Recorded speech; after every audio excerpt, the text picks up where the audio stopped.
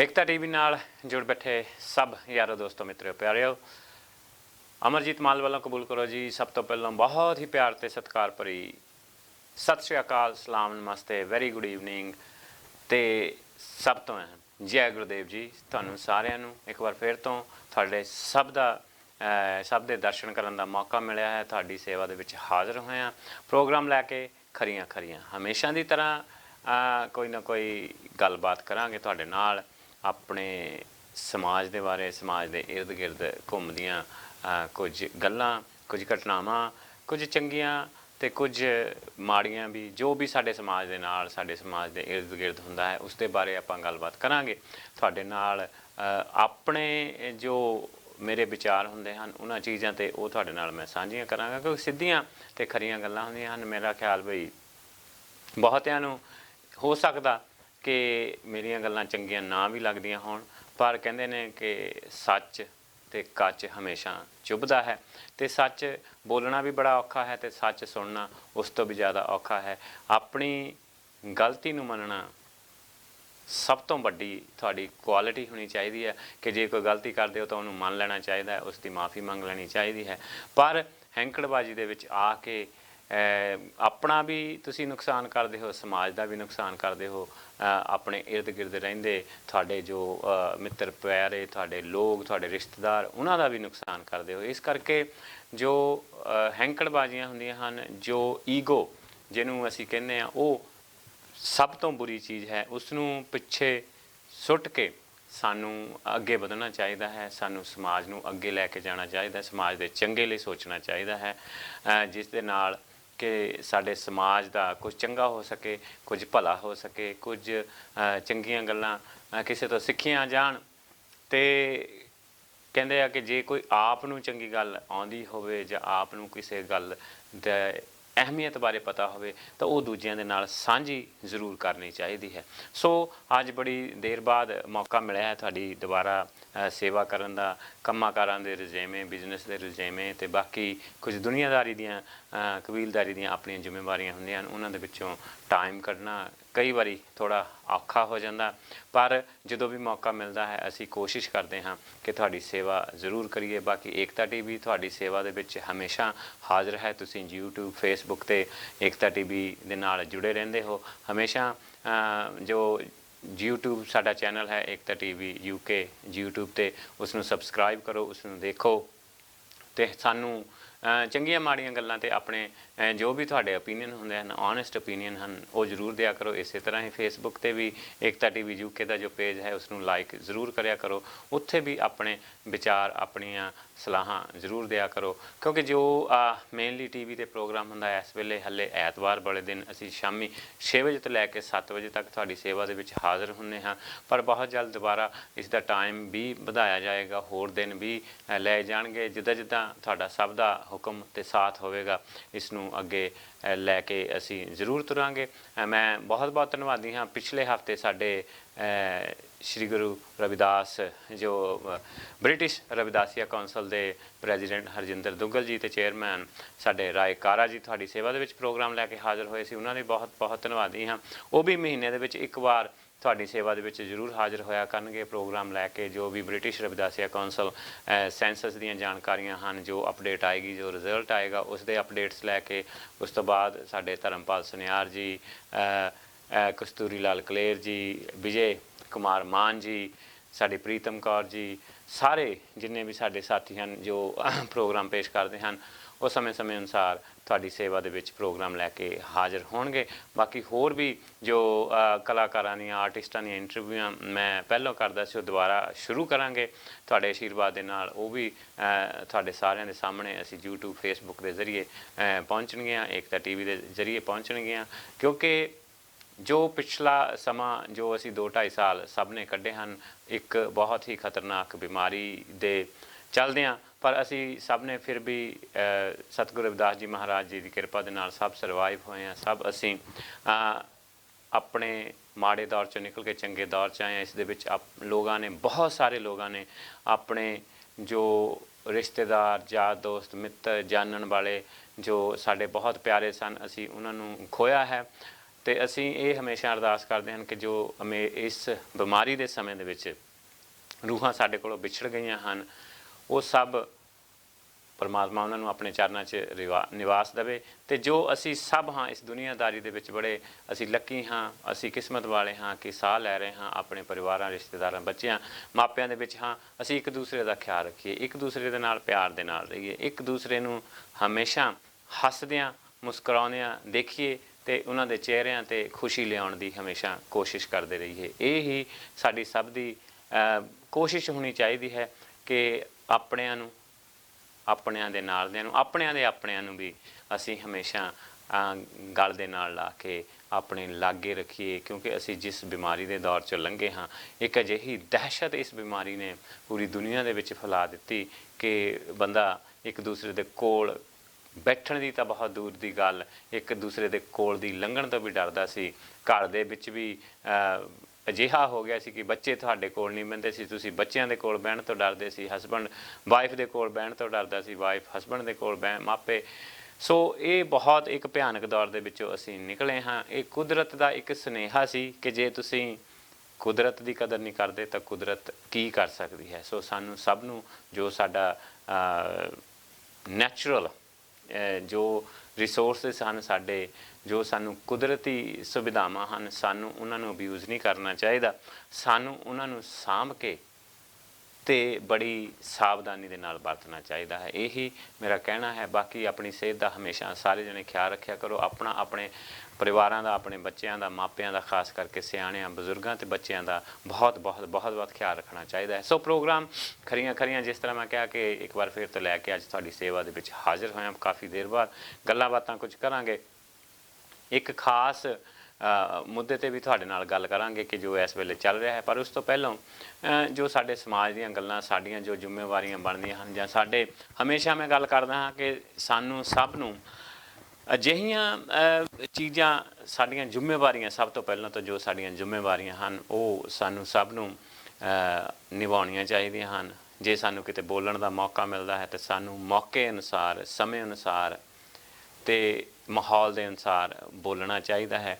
ਅਤੇ ਹਮੇਸ਼ਾ ਜੇ ਅਸੀਂ ਸਟੇਜਾਂ 'ਤੇ ਜਾਂਦੇ ਹਾਂ, ਸਾਨੂੰ ਸਤਿਕਾਰ ਦਾ ਖਿਆਲ ਰੱਖਣਾ ਚਾਹੀਦਾ ਹੈ। ਜੇ ਸਟੇਜ ਸਤਿਗੁਰੂ ਰਵਿਦਾਸ ਜੀ ਮਹਾਰਾਜ ਜੀ ਦੇ ਨਾਲ ਰਿਲੇਟਡ ਹੈ ਅਤੇ ਉੱਥੋਂ ਦਾ ਸਤਿਕਾਰ ਰੱਖਣਾ ਚਾਹੀਦਾ। ਜਿੱਥੇ ਵੀ ਜਾ ਕੇ ਜੋ ਵੀ ਸਟੇਜ ਹੈ, ਉਸ ਸਟੇਜ ਦਾ ਸਤਿਕਾਰ ਅਤੇ ਲੋਕਾਂ ਦਾ ਸਤਿਕਾਰ, ਜਿਨ੍ਹਾਂ ਲੋਕਾਂ ਦੇ ਵਿੱਚ ਤੁਸੀਂ ਵਿਚਰਦੇ ਹੋ, ਉਹਨਾਂ ਦਾ ਸਤਿਕਾਰ ਸਾਨੂੰ ਹਮੇਸ਼ਾ ਕਰਨਾ ਚਾਹੀਦਾ ਹੈ। ਪਰ ਬੜੀ ਵਾਰੀ ਦੇਖ ਕੇ ਸੁਣ ਕੇ ਦੁੱਖ ਹੁੰਦਾ ਹੈ ਕਿ ਲੋਕ ਉਹਨਾਂ ਮਰਿਆਦਾਵਾਂ ਦਾ, ਉਹਨਾਂ ਬਾਉਂਡਰੀਆਂ ਦਾ ਖਿਆਲ ਨਹੀਂ ਰੱਖਦੇ। ਬਿਨਾਂ ਵਜ੍ਹਾ ਤੋਂ ਉਹਨਾਂ ਤੋਂ ਬਾਹਰ ਹੋ ਕੇ ਇੱਕ ਦੂਸਰੇ ਦੇ ਦਿਲ ਨੂੰ ਅਸੀਂ ਦੁੱਖ ਪਹੁੰਚਾਉਂਦੇ ਹਾਂ, ਨੁਕਸਾਨ ਪਹੁੰਚਾਉਂਦੇ ਹਾਂ ਸਮਾਜ ਨੂੰ, ਪਰ ਉਹ ਸਾਨੂੰ ਨਹੀਂ ਚਾਹੀਦਾ।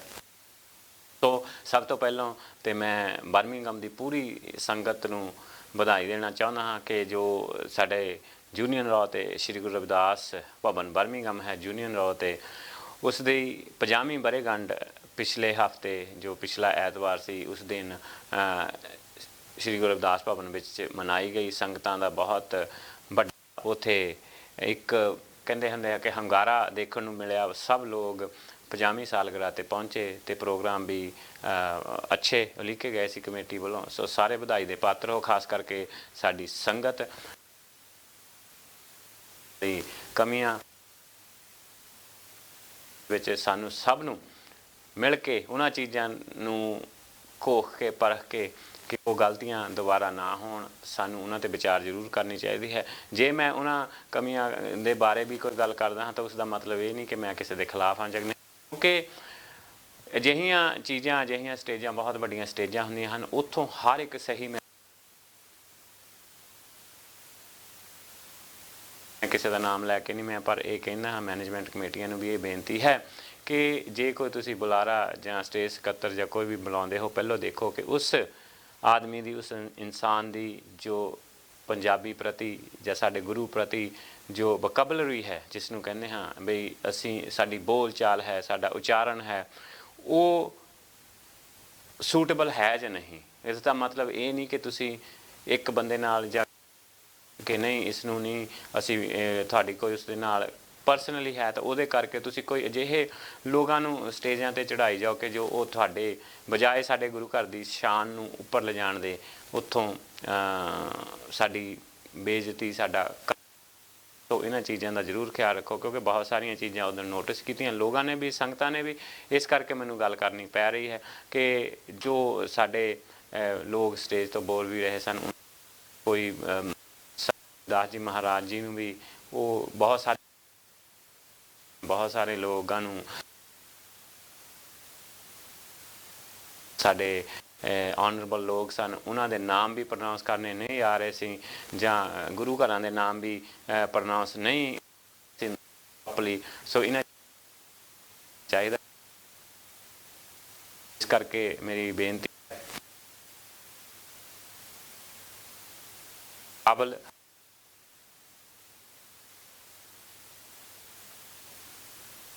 उत्थे खड़े हो ते बाद दे विच सारा अपना जो कीता कराया एडा वड्डा काम है, एडी वड्डा दिन सी, ते उस दे दिन ते साडा घाटा होवे। सो ये तां एक छोटी जी बेनती, बाकी भी जिन्नियां सभावां हन सारिआं नूं ये मैं आम होप कि सारे जने इन्हां चीज़ां ते ध्यान देणगे।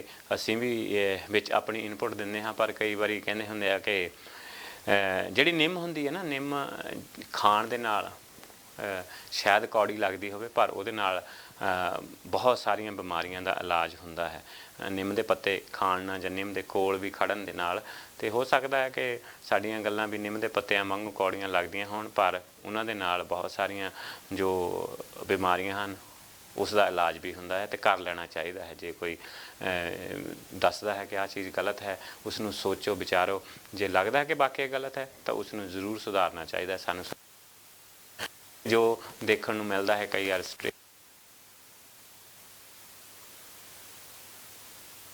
सानूं उन्हां तो गुरेज करना चाहिदा है। भी हमेशा ये चाहिए कि जे तुहानूं कोई 2 मिनट या 3 मिनट दिंदा है तो उन्ने समय दे विच रख के असीं इस तो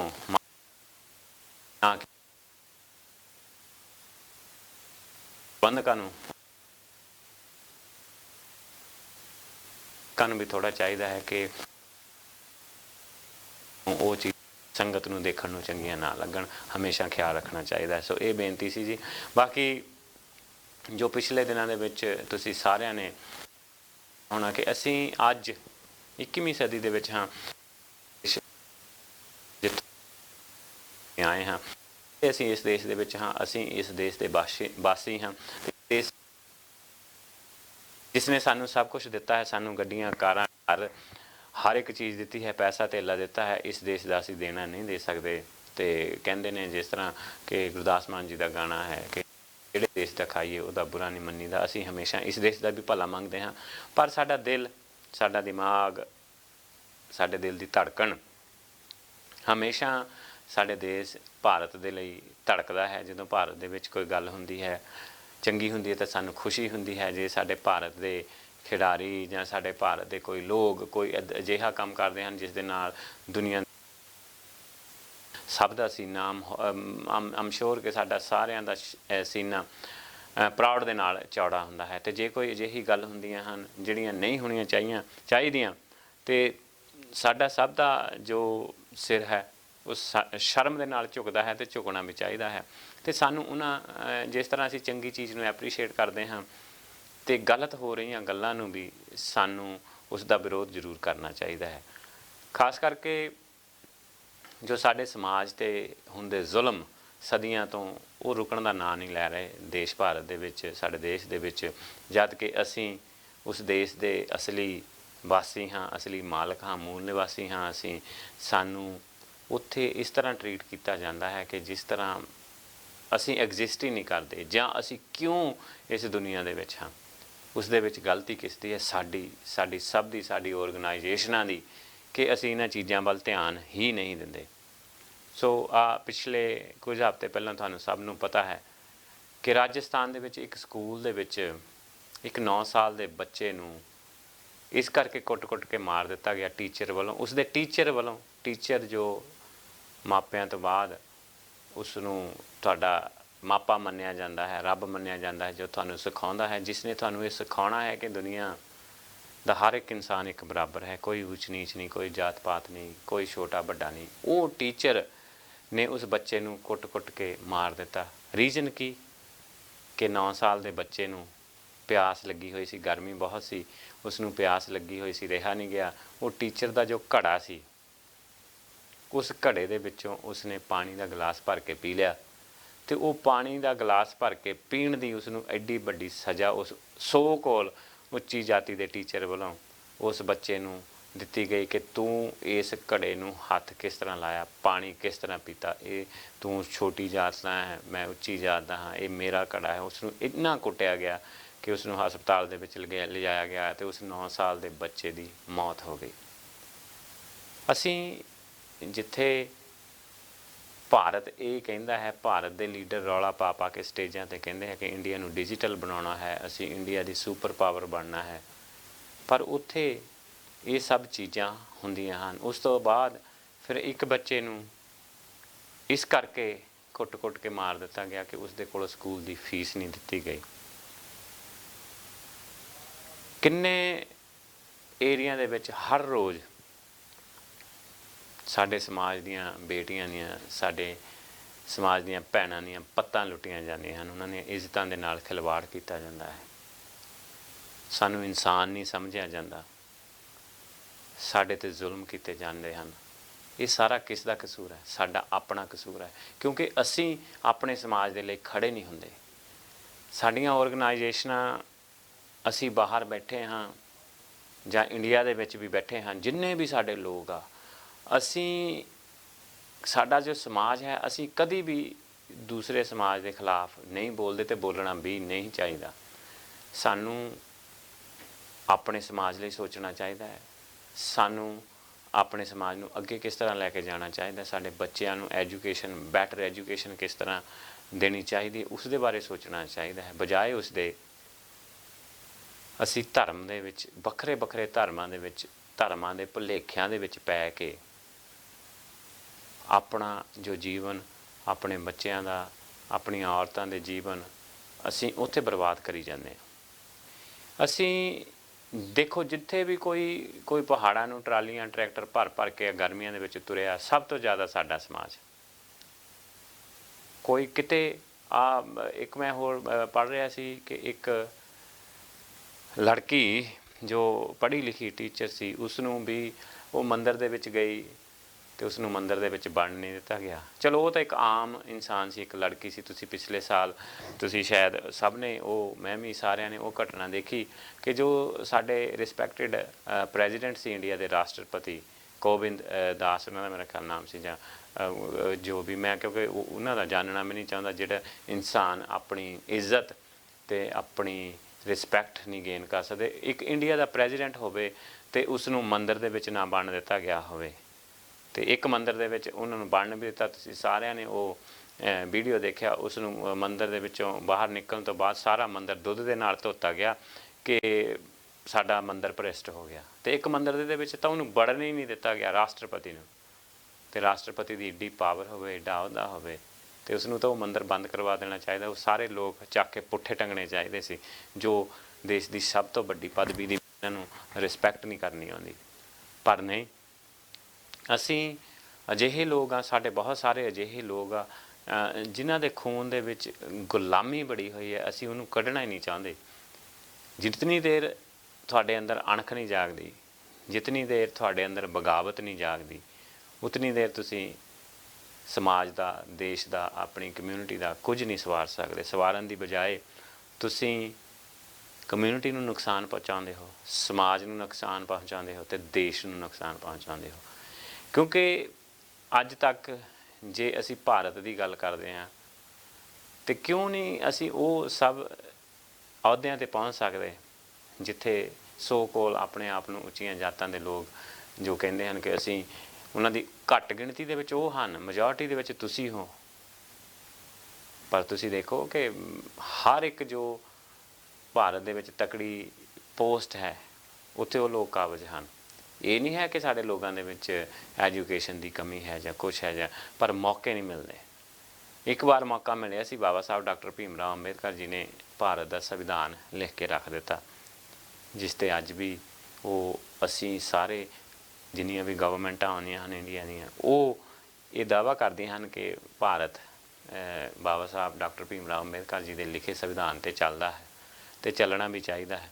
ਜੇ ਚੱਲਦਾ ਹੈ ਤਾਂ ਬਹੁਤ ਚੰਗੀ ਗੱਲ ਹੈ। ਪਰ ਜਦੋਂ ਤੁਸੀਂ ਬਹੁਤ ਸਾਰੀਆਂ ਚੀਜ਼ਾਂ ਦੇਖਦੇ ਹੋ ਜੋ ਕਾਨੂੰਨ ਤੇ ਦੇਸ਼ ਦੇ ਕਾਨੂੰਨ ਤੇ ਦੇਸ਼ ਦੀ ਵਿਵਸਥਾ ਨੂੰ ਨਹੀਂ ਮੰਨਦਾ ਤੇ ਉਸ ਦੇ ਉਲਟ ਜਾ ਕੇ ਲੋਕਾਂ 'ਤੇ ਜ਼ੁਲਮ ਹੁੰਦੇ ਹਨ, ਲੋਕਾਂ ਦੇ ਨਾਲ ਗਲਤ ਸਲੂਕ ਕੀਤੇ ਜਾਂਦੇ ਹਨ, ਫਿਰ ਲੱਗਦਾ ਕਿ ਕਿਤੇ ਨਾ ਕਿਤੇ ਸੰਵਿਧਾਨ ਨੂੰ ਪਿੱਛੇ ਸੁੱਟ ਕੇ, ਲੋਕਾਂ ਦੇ ਹਕੂਕ ਨੂੰ ਪਿੱਛੇ ਸੁੱਟ ਕੇ ਆਪਣੀਆਂ ਮਰਜ਼ੀਆਂ ਕੀਤੀਆਂ ਜਾਂਦੀਆਂ ਹਨ, ਲੋਕਾਂ 'ਤੇ ਜ਼ੁਲਮ ਕੀਤੇ ਜਾਂਦੇ ਹਨ। ਇਹ ਨਹੀਂ ਹੋਣਾ ਚਾਹੀਦਾ।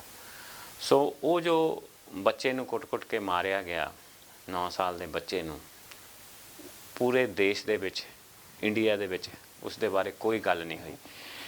ਅੱਜ ਜੋ ਸਮਾਂ ਹੈ, ਜੋ ਯੁੱਗ ਹੈ ਸੋਸ਼ਲ ਮੀਡੀਆ ਦਾ, ਸਾਨੂੰ ਉਹਦੇ ਸਹੀ ਇਸਤੇਮਾਲ ਦਾ ਥੈਂਕਸ ਕਰਨਾ ਚਾਹੀਦਾ, ਧੰਨਵਾਦ ਕਰਨਾ ਚਾਹੀਦਾ ਕਿ ਇਹ ਸਭ ਚੀਜ਼ਾਂ ਸਾਡੇ ਸਾਹਮਣੇ ਆ ਜਾਂਦੀਆਂ ਹਨ। ਉਹ ਵੀਡੀਓ ਵੀ ਵਾਇਰਲ ਹੋਇਆ, ਸੋਸ਼ਲ ਮੀਡੀਆ 'ਤੇ ਗੱਲ ਆਈ ਅਤੇ ਉਹ ਥੋੜ੍ਹੀ ਬਹੁਤ ਗੱਲ ਚੱਲੀ, ਪਰ ਫਿਰ ਵੀ ਸਰਕਾਰਾਂ ਦੇ ਕੰਨ 'ਤੇ ਜੂੰ ਨਹੀਂ ਸਿਰਕੀ। ਉਸ ਇਨਸਾਨ ਨੂੰ ਕੁਛ ਵੀ ਸਜ਼ਾ ਨਹੀਂ ਹੋਈ, ਕੋਈ ਕੁਛ ਨਹੀਂ, ਹਲੇ ਪਤਾ ਨਹੀਂ ਕੀ ਹੋਇਆ। ਜਦ ਕਿ ਜੇ ਕਿਸੇ ਇਹ ਸੋ ਕੋਲ ਉੱਚੇ ਸਮਾਜ ਦੇ ਲੋਕਾਂ ਦੇ ਨਾਲ ਅਜਿਹਾ ਹੁੰਦਾ ਤਾਂ ਕਿੰਨਾ ਉੱਥੇ ਵਕਤ ਪਿਆ ਹੋਣਾ ਚਾਹੀਦਾ ਹੋਣਾ ਸੀ, ਇਸ ਅਸੀਂ ਸਭ ਜਾਣਦੇ ਹਾਂ।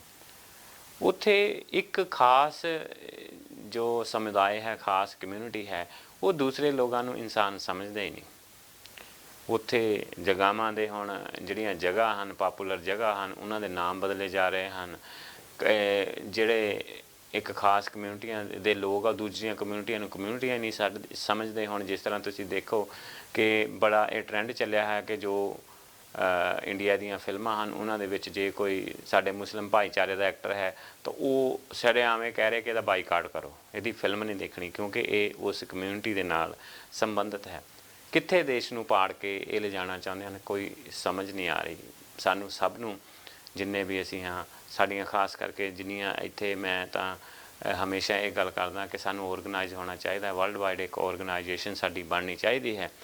ਸ਼੍ਰੀ ਗੁਰੂ ਰਵਿਦਾਸ ਜੀ ਮਹਾਰਾਜ, ਸਤਿਗੁਰੂ ਵਾਲਮੀਕ ਜੀ ਮਹਾਰਾਜ, ਸਤਿਗੁਰੂ ਕਬੀਰ ਜੀ ਮਹਾਰਾਜ ਜੀ ਨੂੰ ਮੰਨਣ ਵਾਲੇ ਸਮਾਜ ਦੀ ਰਲ ਕੇ ਇੱਕ ਔਰਗਨਾਈਜੇਸ਼ਨ ਬਣੇ ਜੋ ਸਾਡੀਆਂ ਇਹ ਸਮੱਸਿਆਵਾਂ ਜੋ ਇੰਡੀਆ ਦੇ ਵਿੱਚ ਹੁੰਦੀਆਂ ਹਨ, ਅਸੀਂ ਉਹਨਾਂ ਦੇ ਬਾਰੇ ਆਵਾਜ਼ ਉਠਾ ਸਕੀਏ, ਉਹਨਾਂ ਦੇ ਬਾਰੇ ਗੱਲ ਕਰ ਸਕੀਏ।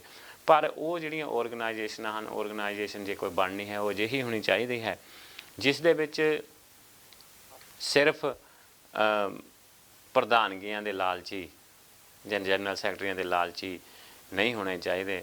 ਜੇ ਕੋਈ ਪ੍ਰਧਾਨ ਚੁਣਨਾ ਹੈ ਜੋ ਕਾਬਲ ਆਦਮੀ ਹੈ, ਜੋ ਬੋਲ ਸਕੇ, ਕੋਈ ਗੱਲ ਕਰ ਸਕੇ, ਉਹ ਹੋਣੇ ਚਾਹੀਦੇ ਹਨ। ਨਾ ਕਿ ਇਹ ਕਿ ਮੈਂ ਪ੍ਰਧਾਨ ਬਣਨਾ ਹੈ ਤਾਂ ਬਸ ਬਣ ਗਿਆ, ਕੋਈ ਗੱਲ ਹੋਵੇ ਨਾ। ਮੈਂ ਹਮੇਸ਼ਾ ਇੱਕ ਗੱਲ ਕਰਦਾ ਕਿ ਜੋ ਵੀ ਅਸੀਂ ਕੰਮ ਕਰਦੇ ਹਾਂ, ਕੰਮ ਕੋਈ ਵੀ ਹੋਵੇ, ਸੇਵਾ ਕੋਈ ਵੀ ਹੋਵੇ, ਬਹੁਤ ਚੰਗੀ ਹੈ। ਪਰ ਕਈ ਕੰਮ ਅਜਿਹੇ ਹੁੰਦੇ ਹਨ ਜਿਨ੍ਹਾਂ ਦੇ ਕੀਤੇ ਜਾਂ ਨਾ ਕੀਤੇ ਨਾਲ ਕੋਈ ਕਮਿਊਨਿਟੀ ਨੂੰ ਫਰਕ ਨਹੀਂ ਪੈਂਦਾ। ਸਾਨੂੰ ਇਹ ਸੋਚਣਾ ਚਾਹੀਦਾ ਹੈ ਕਿ ਅਸੀਂ ਅਜਿਹਾ ਕਿਹੜਾ ਕੰਮ ਕਰੀਏ ਜਿਸ ਦੇ ਨਾਲ ਸਾਡੀ ਕਮਿਊਨਿਟੀ ਦਾ ਕੋਈ ਭਲਾ ਹੋਵੇ, ਸਾਡਾ ਸਮਾਜ ਅੱਗੇ ਵੱਧ ਸਕੇ। ਸਾਨੂੰ ਸਾਰਿਆਂ ਨੂੰ ਇਹਨਾਂ ਚੀਜ਼ਾਂ ਦਾ ਖਿਆਲ ਰੱਖਣਾ ਚਾਹੀਦਾ ਹੈ।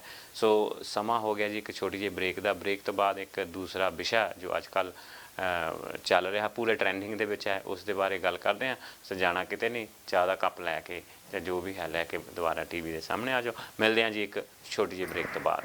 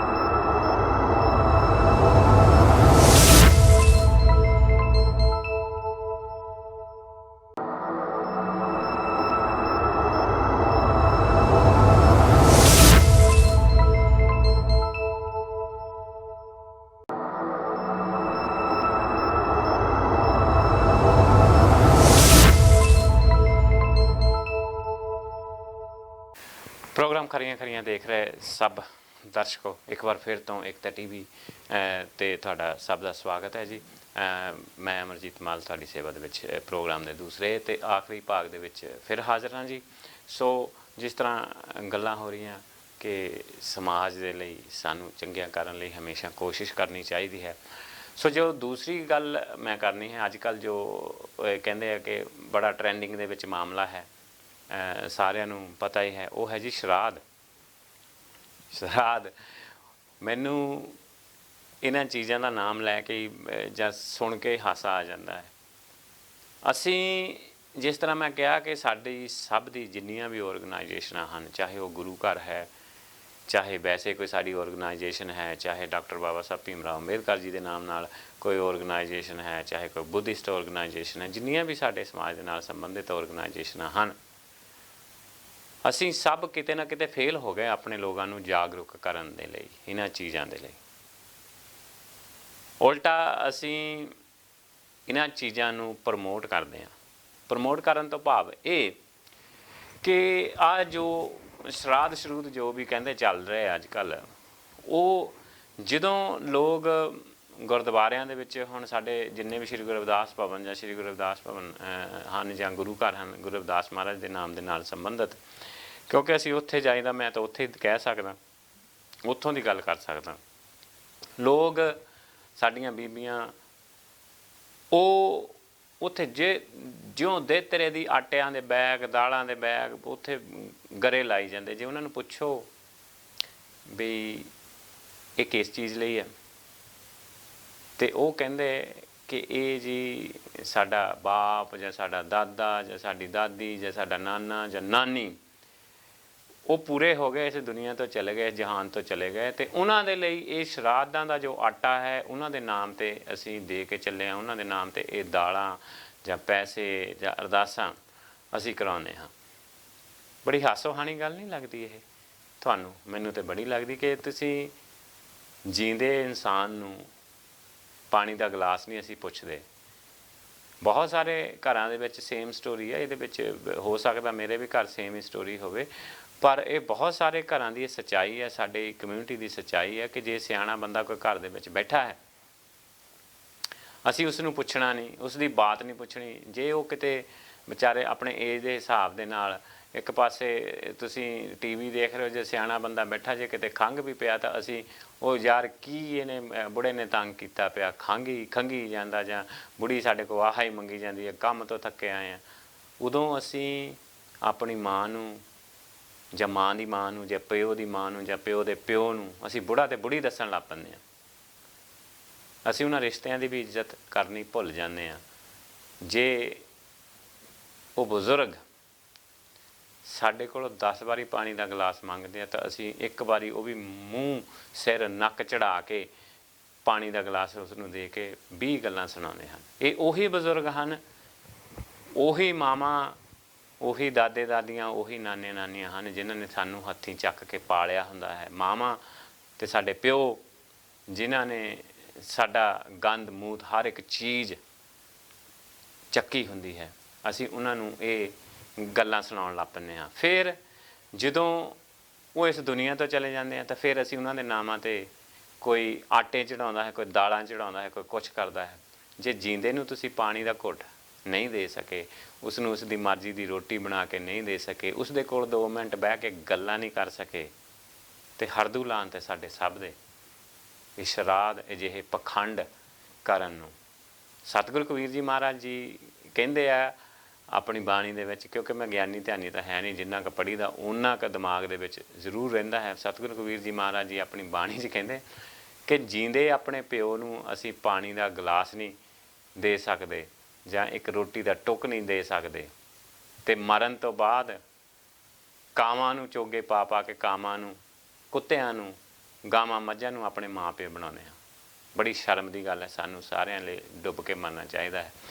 ਅਤੇ ਸਾਡੇ ਗੁਰੂ ਘਰਾਂ ਦੀ, ਸਾਡੇ ਔਰਗਨਾਈਜੇਸ਼ਨਾਂ ਦੀ ਇਹ ਜ਼ਿੰਮੇਵਾਰੀ ਬਣਦੀ ਹੈ ਕਿ ਉੱਥੋਂ ਦੀਆਂ ਸਟੇਜਾਂ ਤੋਂ, ਜੇ ਹੁਣ ਸ਼ਰਾਧ ਚੱਲ ਰਹੇ ਹਨ ਤਾਂ ਸ਼ਰਾਧਾਂ ਦੇ ਵਿੱਚ ਸਟੇਜਾਂ ਦੇ ਉੱਤੋਂ ਇਹ ਗੱਲਾਂ ਹੋਣੀਆਂ ਚਾਹੀਦੀਆਂ ਹਨ ਸੰਗਤ ਦੇ ਨਾਲ ਰੂਬਰੂ ਹੋ ਕੇ। ਸੰਗਤ ਨੂੰ ਇਹ ਗੱਲਾਂ ਦੱਸਣੀਆਂ ਚਾਹੀਦੀਆਂ ਹਨ ਕਿ ਸਾਨੂੰ ਇਸ ਪਖੰਡਵਾਦ ਤੋਂ, ਸਾਨੂੰ ਇਸ ਮਨੂਵਾਦੀ ਸੋਚ ਤੋਂ ਪਰੇ ਹੋਣਾ ਚਾਹੀਦਾ ਹੈ। ਇਸ ਦਾ ਕੋਈ ਮਤਲਬ ਨਹੀਂ ਕਿ ਸ਼ਰਾਧ, ਕਿਉਂਕਿ ਕੋਈ ਵੀ ਦੁਨੀਆ ਦੀ ਅਜਿਹੀ ਚੀਜ਼ ਨਹੀਂ ਹੈ ਜਿਹੜੀ ਕਿ ਇਹ ਆਟਾ, ਦਾਲਾਂ ਜਾਂ ਇਹ ਕੋਈ ਵੀ ਚੀਜ਼ ਜਾਂ ਦੁੱਧ ਜੋ ਅਸੀਂ ਗੁਰਦੁਆਰਿਆਂ 'ਚ ਜਾਂ ਕਿਤੇ ਵੀ ਅਸੀਂ ਚੜਾਉਂਦੇ ਹਾਂ, ਮੰਦਰਾਂ ਦੇ ਵਿੱਚ ਚੈਂਡੀਆਂ ਅਸੀਂ ਪੰਡਤਾਂ ਨੂੰ ਜਾਂ ਕਿਸੇ ਨੂੰ ਵੀ ਇਹ ਚੀਜ਼ਾਂ ਖਿਲਾਉਂਦੇ ਹਾਂ ਮਾਂ ਬਾਪ ਦੇ ਨਾਂ 'ਤੇ, ਉਹ ਤੁਹਾਡੇ ਮਾਂ ਜਾਂ ਬਾਪ ਦੇ ਵਿੱਚ ਉਹਨਾਂ ਤੱਕ ਪਹੁੰਚਾ ਸਕੇ ਜੀ। ਕਾਲ ਇੱਕ ਲੈ ਲੈਂਦੇ ਹਾਂ, ਦੇਖਦੇ ਹਾਂ ਜੀ ਕੌਣ ਆ ਫੋਨ ਲਾਈਨ 'ਤੇ। ਹੈਲੋ ਹੈਲੋ ਜੀ, ਮੇਰਾ ਖਿਆਲ ਕਾਲ ਕਨੈਕਟ ਨਹੀਂ ਹੋ ਰਹੀ। ਸੋ ਅਤੇ ਅਸੀਂ ਦੁਨੀਆ ਦੇ ਵਿੱਚ ਕਿਉਂ ਇਹ ਪਖੰਡਵਾਦ ਦੇ ਦੁਆਲੇ ਹੋਏ ਹਾਂ? ਸੋ ਸਾਨੂੰ ਸਭ ਨੂੰ ਇਹ ਪਖੰਡ ਕਰਨ ਤੋਂ ਪਹਿਲਾਂ, ਇਸ ਪਖੰਡ ਦਾ ਹਿੱਸਾ ਬਣਨ ਤੋਂ ਪਹਿਲਾਂ ਥੋੜ੍ਹਾ ਜਿਹਾ ਸੋਚਣਾ ਤਾਂ ਚਾਹੀਦਾ ਨਾ, ਸੋਚਣਾ ਤਾਂ ਬਣਦਾ। ਜਿੰਨੇ ਵੀ ਇਹ ਪ੍ਰੋਗਰਾਮ ਨੂੰ ਦੇਖ ਰਹੇ ਆ ਜਾਂ ਗਾਂ YouTube 'ਤੇ, Facebook 'ਤੇ ਜਾਂ TV 'ਤੇ ਦੇਖ ਰਹੇ ਆ ਜਾਂ ਗਾਂ ਦੇਖਣਗੇ ਵੀ, ਉਹਨਾਂ ਨੂੰ ਵੀ ਮੇਰੀ ਇਹ ਬੇਨਤੀ ਹੈ ਕਿ ਸੋਚੋ ਜ਼ਰੂਰ, ਆਪਣੇ ਦਿਮਾਗ ਦੀਆਂ ਬੱਤੀਆਂ ਤਾਂ ਜਗਾਓ। ਆਪਣੇ ਆਲੇ ਦੁਆਲੇ ਬੈਠੇ ਆਪਣੇ ਮਾਂ ਬਾਪ, ਭੈਣ ਭਰਾ, ਬਜ਼ੁਰਗ ਜਿਹੜੇ ਵੀ ਜੀਂਦੇ ਆ ਸਾਡੇ ਨਾਲ ਆ, ਉਹਨਾਂ ਨੂੰ ਨਿਗਾਹ ਮਾਰ ਕੇ ਦੇਖੋ ਕਿ ਉਹਨਾਂ ਨੂੰ ਕੀ ਚੀਜ਼ ਚਾਹੀਦੀ ਹੈ। ਅਸੀਂ ਹਰ ਇੱਕ ਚੀਜ਼ ਪੈਸਾ ਨਹੀਂ, ਹਰ ਇੱਕ ਚੀਜ਼ ਜ਼ਿੰਦਗੀ ਦੀਆਂ ਸੁੱਖ ਸਹੂਲਤਾਂ ਨਹੀਂ। ਇਹ ਦੇਖੋ ਤਾਂ ਸਹੀ ਉਹ ਸਾਡੇ ਕੋਲ ਚਾਹੁੰਦੇ ਕੀ ਆ, ਕੀ ਅਸੀਂ ਉਹਨਾਂ ਦੀਆਂ ਜ਼ਰੂਰਤਾਂ ਪੂਰੀਆਂ ਕਰ ਸਕਦੇ ਹਾਂ। ਅਸੀਂ ਉਹਨਾਂ ਦੇ ਕੋਲ ਬਹਿੰਦੇ ਹਾਂ, ਉਹਨਾਂ ਨਾਲ ਗੱਲਬਾਤ ਕਰਦੇ ਹਾਂ। ਇਹ ਚੀਜ਼ਾਂ ਦੇਖੋ, ਉਹ ਪੂਰੀਆਂ ਕਰੋ, ਫਿਰ ਤੁਹਾਨੂੰ ਇਹ ਪਖੰਡਵਾਦ ਕਰਨ ਦੀ ਕੋਈ ਜ਼ਰੂਰਤ ਨਹੀਂ। ਮੈਂ ਕਿਸੇ ਦੀ ਗੱਲ ਨਹੀਂ ਕਰਦਾ। ਮੇਰੇ ਬਾਪ ਨੂੰ ਇਸ ਦੁਨੀਆ ਤੋਂ ਗਿਆ ਨੂੰ ਮੇਰਾ ਖਿਆਲ ਵੀ 28-29 ਸਾਲ ਹੋ ਗਏ। ਮੇਰੀ ਮਾਂ ਨੂੰ ਗਏ ਨੂੰ ਵੀ 15 ਸਾਲ ਹੋ ਗਏ। ਪਰ ਅੱਜ ਤੱਕ ਕਦੀ ਇਹ ਪਖੰਡ ਨਾ ਕੀਤਾ, ਨਾ ਇਹਦਾ ਹਿੱਸਾ ਬਣੇ, ਨਾ ਮੈਂ, ਨਾ ਮੇਰਾ ਭਰਾ, ਨਾ ਮੇਰੀ ਭੈਣ। ਅਸੀਂ ਇਸ ਪਖੰਡਵਾਦ ਦੇ ਵਿੱਚ ਨਹੀਂ ਪੈਂਦੇ, ਕਿਉਂਕਿ ਸਾਨੂੰ ਸਾਡੇ ਬਾਪ ਨੇ ਵੀ ਇਹ ਚੀਜ਼ਾਂ ਸਿਖਾਈਆਂ। ਉਹਨਾਂ ਨੇ ਇਹੀ ਕਿਹਾ ਜਦੋਂ ਉਹ ਸੀ ਇਸ ਦੁਨੀਆ ਦੇ ਵਿੱਚ, ਅਸੀਂ ਬੱਚੇ ਸੀ, ਉਮਰ ਮੇਰੀ ਥੋੜ੍ਹੀ ਸੀ ਜਦੋਂ ਚਲੇ ਗਏ, ਪਰ ਇੱਕੋ ਗੱਲ ਕਹਿੰਦੇ ਸੀ, ਕਹਿੰਦੇ ਨਾ ਇਹ ਪਖੰਡਵਾਦ ਦਾ ਕਦੀ ਹਿੱਸਾ ਬਣੇ ਆ, ਨਾ ਤੁਸੀਂ ਬਣਨਾ ਹੈ। ਬਾਕੀ ਗੱਲ ਰਹੀ ਸਵਰਗ ਨਰਕ ਦੀ, ਸਵਰਗ ਅਤੇ ਨਰਕ ਦੇਖਣ ਦੇ ਲਈ ਜਾਂ ਉਹਦੇ ਬਾਰੇ ਜਾਣਕਾਰੀ ਹੋਣ ਦੇ ਲਈ ਮਰਨਾ ਪੈਂਦਾ ਹੈ। ਇਹੀ ਗੱਲ ਹੈ, ਕਿਉਂਕਿ ਸਵਰਗ ਤਾਂ ਉਹੀ ਬੰਦਾ ਜਾ ਸਕਦਾ ਜਿਹੜਾ ਮਰੂਗਾ, ਅਤੇ ਜਿਹੜਾ ਮਰ ਗਿਆ ਉਹ ਵਾਪਸ ਇਹ ਦੁਨੀਆ ਦੇ ਵਿੱਚ ਆ ਕੇ ਨਹੀਂ ਦੱਸ ਸਕਦਾ ਕਿ ਸਵਰਗ ਇੱਦਾਂ ਦਾ ਜਾਂ ਨਰਕ ਇੱਦਾਂ ਦਾ। ਜਾਂ ਤਾਂ ਦੱਸੋ ਕਿ ਅੱਜ ਤੱਕ ਕਿੰਨੇ ਬੰਦਿਆਂ ਨੇ ਇਸ ਦੁਨੀਆ ਤੋਂ ਜਾ ਕੇ ਤੁਹਾਨੂੰ ਵਾਪਸ ਆ ਕੇ ਦੱਸਿਆ ਕਿ ਮੈਂ ਸਵਰਗ ਦੇਖਿਆ ਜੀ, ਮੈਂ ਉੱਥੇ ਸਵਰਗ 'ਚ ਰਹਿੰਦਾ, ਸਵਰਗ ਇੱਦਾਂ ਦਾ, ਉੱਥੇ ਪਰੀਆਂ ਤੁਹਾਨੂੰ ਰੋਟੀ ਖਿਲਾਉਂਦੀਆਂ ਅਤੇ ਫਲਾਨਾ ਹੁੰਦਾ ਤਾਂ ਧਮਕਾਨਾ ਹੁੰਦਾ ਤਾਂ ਜੇ ਹੁੰਦਾ ਤਾਂ ਵੋਹ ਹੁੰਦਾ। ਅਤੇ ਨਰਕ ਦੇ ਵਿੱਚੋਂ ਆ ਕੇ ਕਿਸੇ ਨੇ ਇਹ ਦੱਸਿਆ ਕਿ ਤੁਹਾਨੂੰ ਸੂਲੀ 'ਤੇ ਚਾੜ੍ਹਿਆ ਜਾਂਦਾ ਜਾਂ ਆਹ ਚਾੜ੍ਹਿਆ ਜਾਂਦਾ, ਉਹ ਹੋ ਜਾਂਦਾ। ਸੋ ਇਹ ਸਭ ਚੀਜ਼ਾਂ ਇਸ ਮਨੂਵਾਦ ਨੇ ਤੁਹਾਡੇ ਦਿਮਾਗ ਦੇ ਵਿੱਚ ਡਰ ਪਾਉਣ ਦੇ ਲਈ, ਤੁਹਾਨੂੰ ਗੁਲਾਮ ਬਣਾਉਣ ਲਈ, ਤੁਹਾਡੀ ਮਾਨਸਿਕ ਗੁਲਾਮੀ ਦੀਆਂ ਨਿਸ਼ਾਨੀਆਂ ਹਨ ਇਹ ਸਾਰੀਆਂ ਚੀਜ਼ਾਂ। ਅਤੇ ਸਾਨੂੰ ਸਭ ਨੂੰ, ਅਸੀਂ ਅੱਜ ਦੀ ਇਸ ਟਾਈਮ ਦੇ ਵਿੱਚ ਰਹਿ ਕੇ, ਪੜ੍ਹੇ ਲਿਖੇ ਹੋਣ ਦੇ ਬਾਵਜੂਦ ਵੀ ਇਹਨਾਂ ਮੁਲਕਾਂ ਦੇ ਵਿੱਚ ਰਹਿ ਕੇ ਮੈਂ ਦੇਖਿਆ ਕਿ ਇੱਥੇ ਸਮਾਂ ਜ਼ਿਆਦਾ ਇਹ ਪਖੰਡਵਾਦ ਨੂੰ ਅਸੀਂ ਹਿੱਸਾ ਬਣਦੇ ਹਾਂ। ਕੋਈ ਜੰਤਰੀਆਂ ਖਲਵਾਉਣ ਤੁਰਿਆ ਹੈ, ਕੋਈ ਕਿਸੇ ਦੇ ਵਿਆਹ ਕਰਨਾ ਜੀ, ਅਸੀਂ ਕੁੰਡਲੀਆਂ ਮਿਲਾਉਣੀਆਂ ਜਾਂ ਉਹਨਾਂ ਦੀਆਂ ਡੇਟਾਂ ਕਢਾਉਣੀਆਂ, ਫਲਾਨਾ ਕਰਨਾ। ਇਹ ਜਿਹੜਾ ਸਭ ਪਖੰਡਵਾਦ ਆ, ਮਨੂਵਾਦ ਨੇ ਆਪਣੀ ਕਮਾਈ ਦੇ ਸਾਧਨ ਬਣਾਏ ਹੋਏ ਆ, ਅਤੇ ਸਾਨੂੰ ਇਹਨਾਂ ਚੀਜ਼ਾਂ ਤੋਂ ਸਾਵਧਾਨ ਹੋਣਾ ਚਾਹੀਦਾ। ਕਿਉਂਕਿ ਹੁਣ ਦੇਖੋ ਉਹਨਾਂ ਨੇ ਸ਼ਰਾਧਾਂ ਦੇ ਵਿੱਚ ਕਰ ਦਿੱਤਾ ਜੀ, ਸ਼ਰਾਧ ਤੁਸੀਂ ਆਪਣੇ ਪੇ ਦੇ ਲਈ ਕੱਪੜੇ ਦਿਓ, ਉਹਦੇ ਲਈ ਜੁੱਤੀ ਦਿਓ, ਉਹਦੇ ਲਈ ਆਹ ਕਰੋ ਜੀ, ਹਾਂ ਜੋ ਤੁਹਾਡੇ ਬਾਪ ਨੂੰ ਜਾਂ ਤੁਹਾਡੀ ਮਾਂ ਨੂੰ ਪਸੰਦ ਚੀਜ਼ਾਂ ਸੀ ਉਹ ਦਿਓ, ਅਤੇ ਉਹ ਲੈ ਕੇ ਆਪਣੇ ਘਰ ਭਰਦੇ ਆ। ਫਿਰ ਤੁਸੀਂ ਉਹਨਾਂ ਨੂੰ ਰੋਟੀਆਂ ਖਿਲਾਓ, ਉਹਨਾਂ ਨੂੰ ਪੈਸੇ ਦਿਓ। ਅਤੇ ਉਹ ਇਸੇ ਤਰ੍ਹਾਂ ਮੈਂ ਤੁਹਾਨੂੰ ਗੱਲ ਸੁਣਾਉਂਦਾ ਕਿ ਕਿਸੇ ਬੀਬੀ ਦੇ 4 ਪੁੱਤ ਸੀ, ਅਤੇ ਉਹਨਾਂ ਦਾ ਬਾਪੂ ਪੂਰਾ ਹੋ ਗਿਆ, ਅਤੇ ਉਹ ਪੰਡਤ ਨੇ ਸ਼ਰਾਧਾਂ ਵੇਲੇ ਆ ਜਾਣਾ। ਉਹਨਾਂ ਦੇ ਘਰ ਬੜੀ ਸੋਹਣੀ ਘੋੜੀ ਸੀ, ਬੜੀ ਮਹਿੰਗੀ ਉਹਨਾਂ ਦੇ ਬਾਪੂ ਦੀ, ਅਤੇ ਉਹ ਪੰਡਤ ਆ ਕੇ ਉਹਨਾਂ ਨੂੰ ਕਹਿੰਦਾ ਬਈ ਸ਼ਰਾਧਾਂ ਦੇ ਵਿੱਚ, ਕਹਿੰਦਾ ਬਈ ਲੈ ਵੀ ਤੁਹਾਡਾ ਬਾਪੂ ਰਾਤੀ ਮੇਰੇ ਸੁਪਨੇ 'ਚ ਆਇਆ। ਅਤੇ ਉਹ ਕਹਿੰਦਾ ਸ਼ਰਾਧ ਸੀ, ਉਹ ਕਹਿੰਦਾ ਮੈਂ ਤਾਂ ਇੱਥੇ ਪੈਦਲ ਧੱਕੇ ਖਾਨਾ, ਮੇਰੀ ਇੰਨੀ ਸੋਹਣੀ ਘੋੜੀ ਸੀ ਵੀ ਉਹ ਪੰਡਤ ਜੀ ਘੋੜੀ ਲੈ ਕੇ ਆਓ। ਉਹ ਬੀਬੀ ਨੇ ਰੋ ਪਿੱਟ ਕੇ ਆਪਣੇ ਮੁੰਡਿਆਂ ਨੂੰ ਕਿਹਾ ਵੀ ਘੋੜੀ ਪੰਡਤ ਨੂੰ ਦੇ ਦੇ, ਵੀ ਉਹ ਆਪਣੀ ਤੇਰੇ ਪੇ ਨੂੰ ਉਹਦੀ ਲੋੜ ਆ, ਤੇ ਪੰਡਤ ਨੇ ਜੀ ਆਪਣਾ ਉਹ ਚਿੱਟਾ ਕੁੜਤਾ ਪਜਾਮਾ ਪਾ ਕੇ ਸਾਰਾ ਦਿਨ ਘੋੜੀ 'ਤੇ ਕਦੀ ਐਂ ਨੂੰ ਤੇ ਕਦੀ ਉਹ ਨੂੰ। ਫਿਰ ਟਾਈਮ ਆਇਆ, ਕਹਿੰਦਾ ਤੁਹਾਡਾ ਪੇ ਖਾਣ ਪੀਣ ਤੋਂ ਬੜਾ ਦੁਖੀ ਹੈ। ਉਹਨਾਂ ਦੇ ਘਰ ਲਵੇਰਾ ਸੀ, ਮੱਝ ਬੜੀ ਤਕੜੀ ਸੀ, ਦੁੱਧ ਸੋਹਣਾ ਦਿੰਦੀ ਸੀ, ਮੱਝ ਵੀ ਲੈ ਗਿਆ। ਉਹ ਮੁੰਡੇ ਬੜੇ ਦੁਖੀ ਹੋਏ, ਕਹਿੰਦੇ ਯਾਰ ਇੱਕ ਤਾਂ ਬੀਬੀ ਨੇ ਦੁਖੀ ਕੀਤਾ, ਵੀ ਮੈਨੂੰ ਤਾਂ ਸਮਝ ਨਹੀਂ ਲੱਗਦੀ ਵੀ ਘੋੜੀਆਂ ਅਤੇ ਮੱਝਾਂ ਗਾਵਾਂ ਅਤੇ ਜੁੱਤੀਆਂ ਅਤੇ ਕੱਪੜੇ ਕਿੱਦਾਂ ਬਾਪੂ ਤੱਕ ਪਹੁੰਚਦੇ ਆ। ਉਹ ਫਿਰ ਸਲਾਦ ਹੋਇਆ, ਕੋਈ ਮੇਰੇ ਵਰਗਾ ਸੀ ਇੱਕ ਵਿੱਚ, ਉਹ ਪੰਡਤ ਆਇਆ, ਉਹ ਕਹਿੰਦਾ ਜੀ ਬਾਈ ਤੁਹਾਡੇ ਪੇ ਨੂੰ ਇੱਦਾਂ ਦੀ ਜੁੱਤੀ ਬੜੀ ਪਸੰਦ ਸੀ, ਇੱਦਾਂ ਦੇ ਕੱਪੜੇ ਬੜੇ ਪਸੰਦ ਸੀ, ਵੀ ਉਹ ਮੰਗਦਾ। ਉਹ ਬੀਬੀ ਨੇ ਲਿਆ ਕੇ ਰੱਖਤੇ। ਤਾਂ ਉਹ ਇੱਕ ਮੇਰੇ ਵਰਗਾ ਵਿੱਚ ਸੀ, ਉਹਨੇ ਫਿਰ ਪੰਡਤ ਨੂੰ ਫੜ ਲਿਆ, ਬਿਠਾ ਲਿਆ। ਕਹਿੰਦਾ ਪੰਡਤ ਜੀ ਮੇਰਾ ਬਾਪੂ ਤਾਂ ਸ਼ਾਮ ਨੂੰ ਅੱਧੀਏ ਤੋਂ ਜ਼ਿਆਦਾ ਸ਼ਰਾਬ ਵੀ ਪੀਂਦਾ ਸੀ, ਡੋਡੇ ਵੀ ਖਾਂਦਾ ਸੀ। ਕਹਿ ਤਾਂ ਉਹਨੇ ਜਾਣ ਕੇ ਦਿੱਤਾ, ਉਹਨੂੰ ਕੀ ਪਤਾ ਵੀ ਖਾਂਦਾ ਸੀ ਕਿ ਨਹੀਂ। ਕਹਿੰਦਾ ਵੀ ਉਹ ਵੀ ਆ ਹੁਣ ਤੁਸੀਂ ਖਾਓ ਅਤੇ ਬਾਪੂ 'ਤੇ ਪਹੁੰਚਣੇ ਚਾਹੀਦੇ ਆ, ਹੈ ਨਾ, ਵੀ ਸਾਨੂੰ ਤਾਂ ਹੀ ਯਕੀਨ ਆ। ਫਿਰ ਉਹ ਪੰਡਤ ਉੱਥੋਂ ਉੱਠ ਕੇ ਦੌੜ ਗਿਆ, ਛੁੱਟ ਕੇ ਦੌੜ ਗਿਆ, ਵੀ ਨਹੀਂ ਨਹੀਂ ਨਹੀਂ ਜੀ ਮੈਂ ਇਹ ਨਹੀਂ ਕਰ ਸਕਦਾ, ਉਹ ਨਹੀਂ ਕਰ ਸਕਦਾ। ਸੋ ਇਹ ਜਿਹੜੀਆਂ ਚੀਜ਼ਾਂ ਨਾ ਸਾਨੂੰ ਇਹ ਸਮਝਣੀਆਂ ਜ਼ਰੂਰ ਚਾਹੀਦੀਆਂ ਹਨ, ਕਿਉਂਕਿ ਬਾਣੀ ਵੀ ਕਹਿੰਦੀ ਆ ਕਿ ਇਹ ਜੱਗ ਮਿੱਠਾ ਅਤੇ ਅਗਲਾ ਕਿਨੇ ਡਿੱਠਾ। ਜਿਸ ਤਰ੍ਹਾਂ ਮੈਂ ਕਿਹਾ ਕਿ ਸਵਰਗ ਅੱਜ ਤੱਕ ਕਿਸੇ ਨੇ ਆ ਕੇ ਦੱਸਿਆ ਨਹੀਂ, ਕਿਉਂਕਿ ਮਰਿਆ ਬੰਦਾ ਸਵਰਗ ਦੇ ਵਿੱਚ ਜਾਂਦਾ, ਅਤੇ ਕੋਈ ਵੀ ਮਰਿਆ ਬੰਦਾ ਅਜਿਹਾ ਨਹੀਂ ਅੱਜ ਤੱਕ ਸੁਣਿਆ ਜੋ ਉੱਥੋਂ ਆ ਕੇ ਵਾਪਸ ਆ ਕੇ ਤੁਹਾਨੂੰ ਦੱਸਣ ਆਇਆ ਹੋਵੇ ਵੀ ਇਹ ਸਵਰਗ ਅਤੇ ਨਰਕ ਬਣਾਇਆ ਕਿਨੇ। ਇਹ ਮਨੂਵਾਦ ਨੇ ਤੁਹਾਡੇ ਦਿਮਾਗ ਦੇ ਵਿੱਚ ਵਹਿਮ ਪਾਉਣ ਲਈ, ਤੁਹਾਡੇ ਦਿਮਾਗ ਦੇ ਵਿੱਚ ਡਰ ਪਾਉਣ ਲਈ, ਤੁਹਾਡੇ ਦਿਮਾਗ ਦੇ ਵਿੱਚ ਗਲਤ ਚੀਜ਼ਾਂ ਪਾ ਕੇ ਆਪਣੀ ਕਮਾਈ ਦਾ ਸਾਧਨ ਬਣਾਉਣ ਲਈ। ਜੋ ਇਨਸਾਨ ਇਸ ਦੁਨੀਆ ਤੋਂ ਚਲਾ ਗਿਆ, ਜੋ ਮਰ ਗਿਆ, ਸਰੀਰ ਮਿੱਟੀ ਹੋ ਗਿਆ, ਅਸੀਂ ਉਸ ਸਰੀਰ ਨੂੰ ਫੂਕ ਦਿੰਦੇ ਹਾਂ। ਸਾਡੇ ਮੁਸਲਿਮ ਅਤੇ ਕ੍ਰਿਸਚਨ ਭੈਣ ਭਰਾ ਉਸ ਸਰੀਰ ਨੂੰ ਜ਼ਮੀਨ ਦੇ ਵਿੱਚ ਦਫਨਾ ਦਿੰਦੇ ਹਨ।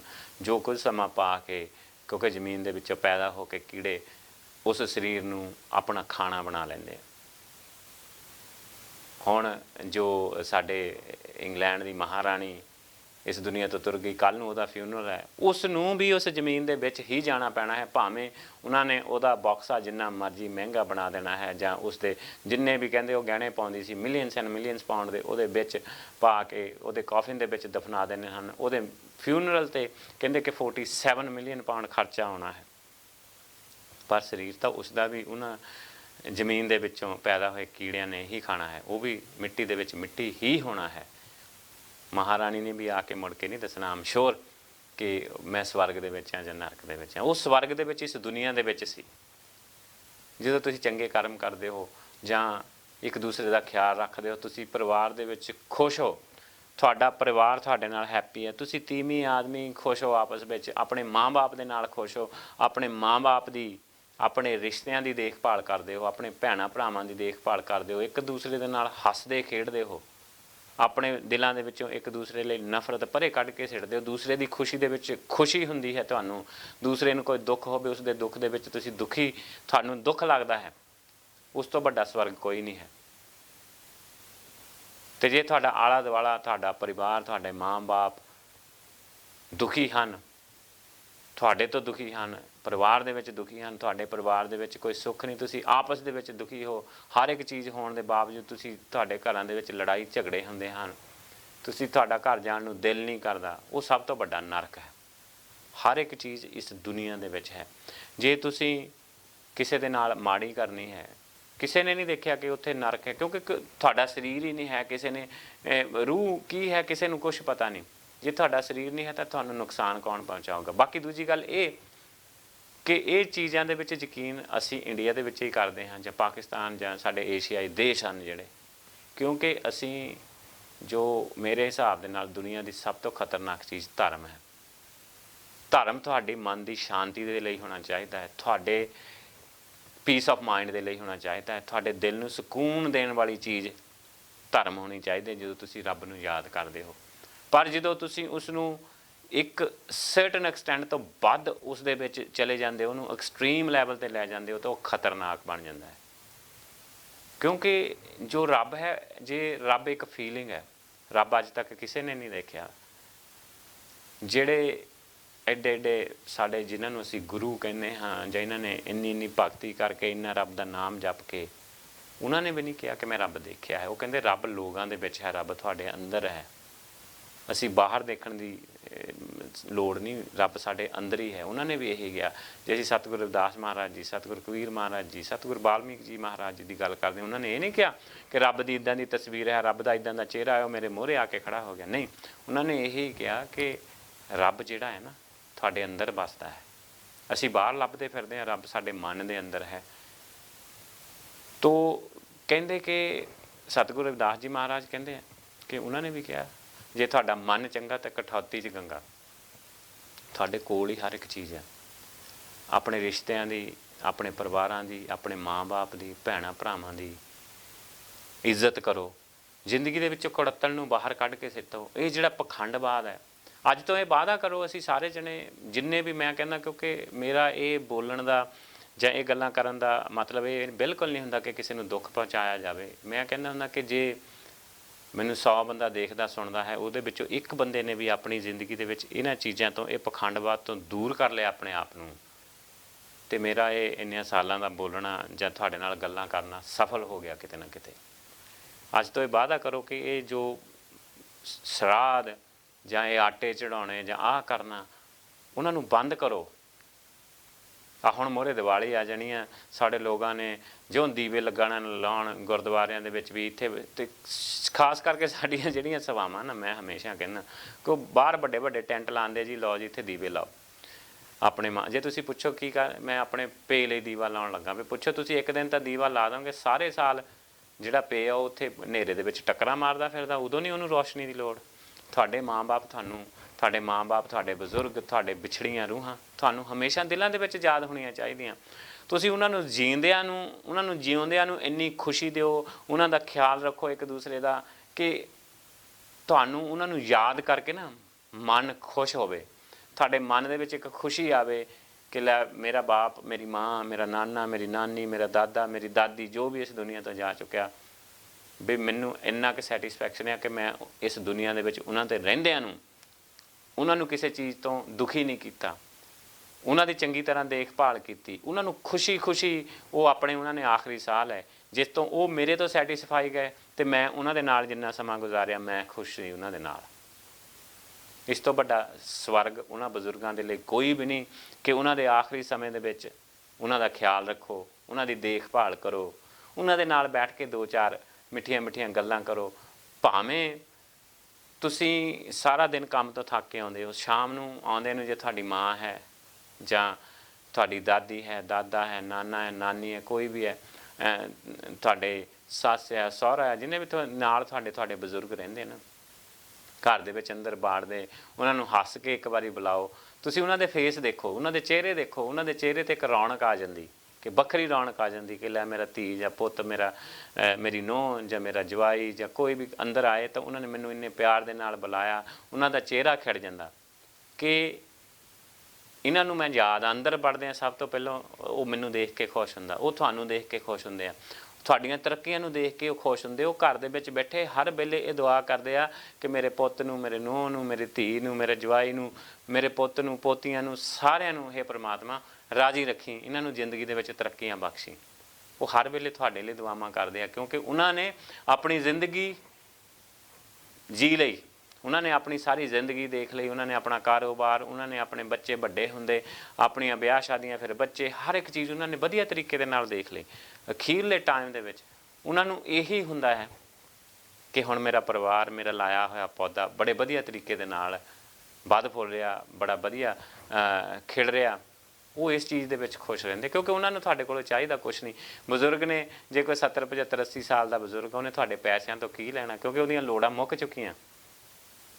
ਉਹਨੇ ਇਹ ਤਾਂ ਹੈ ਨਹੀਂ ਕਿ ਬਾਹਰ ਜਾ ਕੇ ਕੋਈ ਗੁੱਚੀ ਦੀ, ਅਰਮਾਨੀ ਦੀ ਪੈਂਟ ਲਿਆਉਣੀ ਆ, ਜਾਂ ਕੋਈ ਕਿਸੇ ਸਾਡੀ ਮਾਤਾ ਨੇ, ਬੇਬੇ ਨੇ ਕੋਈ ਪਲਾਜ਼ੋ ਪਾਉਣੀ ਆ ਜਾਂ ਲਹਿੰਗੇ ਪਾਉਣੇ, ਨਹੀਂ। ਉਹਨਾਂ ਨੂੰ ਇਹੀ ਆ ਕਿ ਬੱਚੇ, ਪਰਿਵਾਰ ਉਹਨਾਂ ਦੇ ਕੋਲ ਬੈਠ ਕੇ ਉਹਨਾਂ ਨਾਲ 4 ਗੱਲਾਂ ਕਰੇ, ਸਮੇਂ 'ਤੇ ਰੋਟੀ ਮਿਲੇ, ਹਰ ਇੱਕ ਚੀਜ਼ ਮਿਲੇ, ਖਾਣ ਪੀਣ ਨੂੰ ਉਹਨਾਂ ਦਾ ਖਿਆਲ ਰੱਖਿਆ ਜਾਵੇ। ਇਸ ਤੋਂ ਵੱਡੀ ਕੋਈ ਚੀਜ਼ ਨਹੀਂ ਹੈ ਉਹਨਾਂ ਦੇ ਲਈ। ਇਹ ਸਭ ਤੋਂ ਵੱਡਾ, ਦੁਨੀਆ ਦਾ ਸਭ ਤੋਂ ਵੱਡਾ ਸਵਰਗ ਇਹੀ ਆ, ਹਰ ਇੱਕ ਬਜ਼ੁਰਗ ਲਈ, ਹਰ ਇੱਕ ਇਨਸਾਨ ਲਈ। ਜੋ ਬਜ਼ੁਰਗ ਤੁਹਾਡੇ ਨਾਲ ਰਹਿ ਕੇ ਖੁਸ਼ ਆ, ਉਹਦੇ ਲਈ ਇਹ ਸਵਰਗ ਹੈ ਕਿ ਤੁਸੀਂ ਉਸ ਦਾ ਦੇਖਭਾਲ ਕਰਦੇ ਹੋ, ਉਸ ਦੀ ਦੇਖਭਾਲ ਕਰਦੇ ਹੋ, ਅਤੇ ਉਹ ਚੀਜ਼ਾਂ ਤੁਹਾਡੇ ਬੱਚਿਆਂ ਨੇ ਸਿੱਖਣੀਆਂ ਦੇਖ ਕੇ।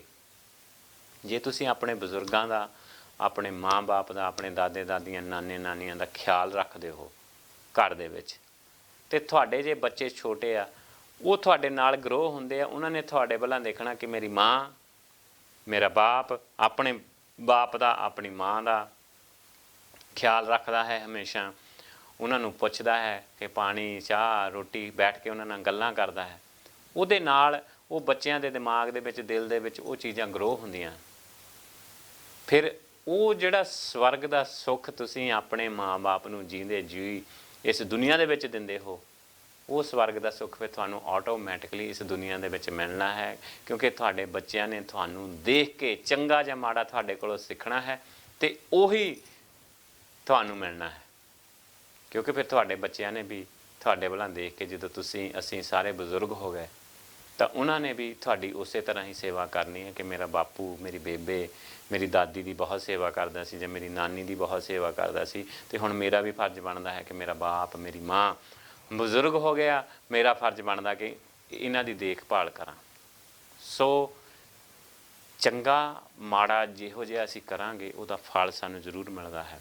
ਬਾਕੀ ਆ ਜੋ ਪਖੰਡਵਾਦ ਹੈ ਜਾਂ ਸ਼ਰਾਧ ਹੈ, ਫਲਾਨੇ ਹੈ, ਨਰਾਤੇ ਹੈ, ਪਤਾ ਨਹੀਂ ਕੀ ਪੈਂਚਕਾਂ। ਵੈਸੇ ਅਸੀਂ ਦੁਨੀਆ ਦੇ ਵਿੱਚ, ਇੰਡੀਆ ਦੇ ਵਿੱਚ ਸਭ ਤੋਂ ਜ਼ਿਆਦਾ ਨਰਾਦਰ ਸਾਡੀਆਂ ਔਰਤਾਂ ਦਾ ਹੁੰਦਾ, ਕੁੜੀਆਂ ਦਾ ਹੁੰਦਾ। ਤਾਂ ਜਦੋਂ ਪਤਾ ਨਹੀਂ ਆ ਪੈਂਚਕਾਂ ਪੁੰਚਕਾਂ ਜਾਂ ਕੀ ਮਨਾਉਂਦੇ ਆ, ਤਾਂ ਉਦੋਂ ਕੁੜੀਆਂ ਦੇ ਪੈਰ ਧੋ ਪੀਣ ਡਏ ਹੁੰਦੇ ਆ।